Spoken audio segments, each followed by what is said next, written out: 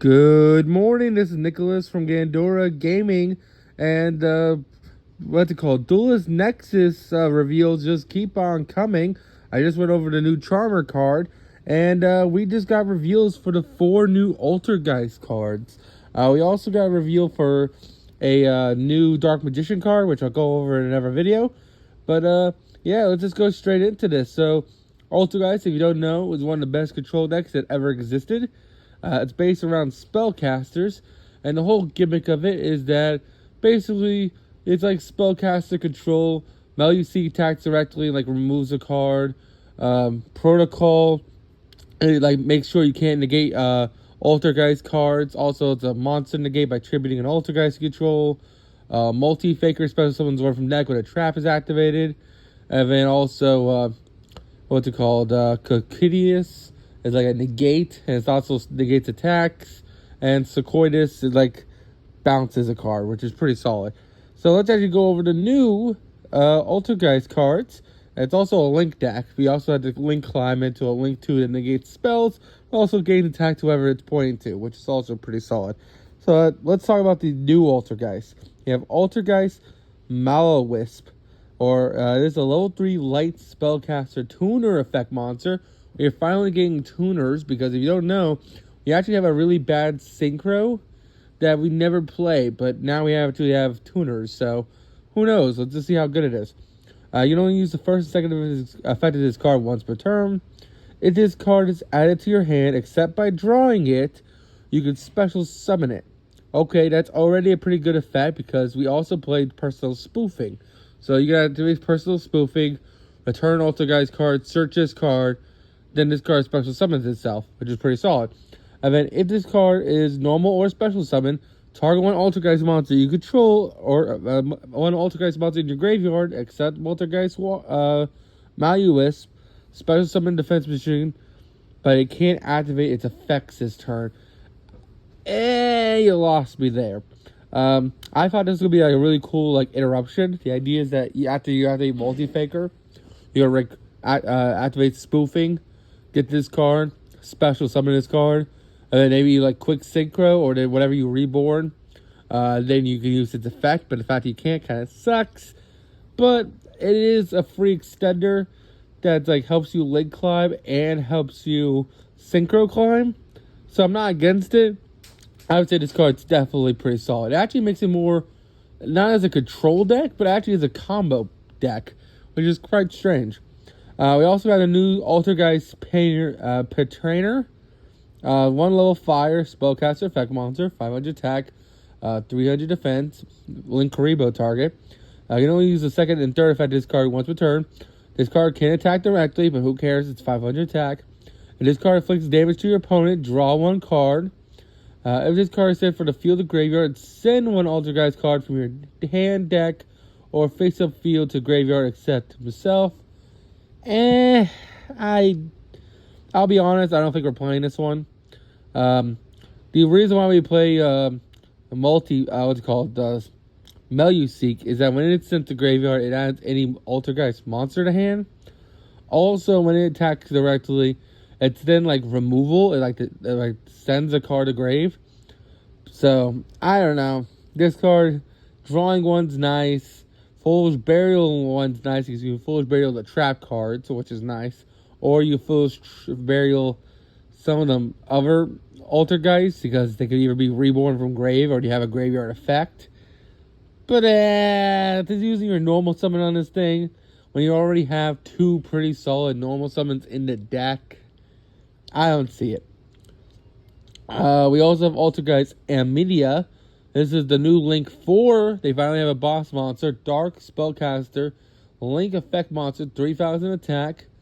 Requires 2+ Altergeist monsters. You can only use the first and second effect of this card once per turn.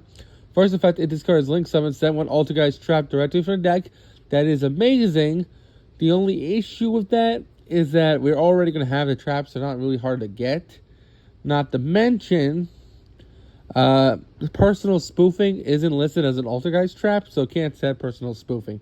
Which is funny enough the best Altergeist trap, which is, it's alright. Second effect is, once per turn, all these cards face up on the field, quick effect, Send one card you control to graveyard. Target one effect monster you opponent control. Take control of it. If you do, it's treated as an Altergeist monster. Now that's a pretty solid effect. Anytime that you can just quick effect, just steal a monster, and it's permanent too. That's actually pretty solid. And the fact that it becomes an Altergeist means next turn you can just link it off and you're good. Definitely not a bad effect, and overall a really solid boss monster. It doesn't have the effect where all the other links do, where they gain attack to whoever they point to. But who cares? It's 3,000 attack. It's already big. This thing's going to be helping you push for game anyway. I don't know. It's a solid card. I don't like that it tributes its cost. So, like, you tribute and then you negate it and you're just kind of screwed. But all the Altergeists kind of do that anyway, so what can you do? And then now we have Altergeist Revelation. It's a normal trap card. You're going to use the first and second effect once per turn. So, it's a new trap card that can be set off Altergeist media. Basically what this card is that you can only use the first and second effect of this card once per turn. First effect is target one link monster in your graveyard, special summon it. I hate that it's only Altergeist link monsters. Like, can it be any link monster? Or better yet, if you don't want it to be like generic link support, why can't it reborn any Altergeist monster? I know we already have a reborn in the archetype, but this only reborns the link. The other one reborns anything. So, you banish this card from your graveyard immediately after this card resolves. Normal sort one Altergeist monster. It's not removable. Honestly, the best two cards is definitely the first one and the third one. I personally would only be playing the trap card if as a foolish burial goods target. And as for the parry taker, the fire one, I wouldn't be playing that one at all. So honestly, these cards are kind of mid. They're cool, but I don't think they make Altergeist great again. I'm glad we have a better link for boss monster. And I think the craziest one is honestly the first one. The level 3 light spellcaster tuner that special summons itself. Because there's so many ways to search this card, it's ridiculous. And the fact that it's basically a free synchro material. Because let's say you can normal summon Meluseek, link it off for a Link Kariba or something. Search this card. This card gets summoned because it was searched. On summon, reborns back to Meluseek. That's a link. That's a synchro 4. So right there, that's literally a Herald of Arclight. So that's pretty awesome. That's an Omni Negate / Macrocosmos. If you already have, let's say, a level 4 engrave, you can make any synchro 7, which is also pretty nice. I'm trying to think what the other monsters are. For Altergeist, because I think the negate guy is a 5. So if he is a 5, then you can make any synchro 8, which is actually kind of insane. Let me look this up real quick. Altergeist.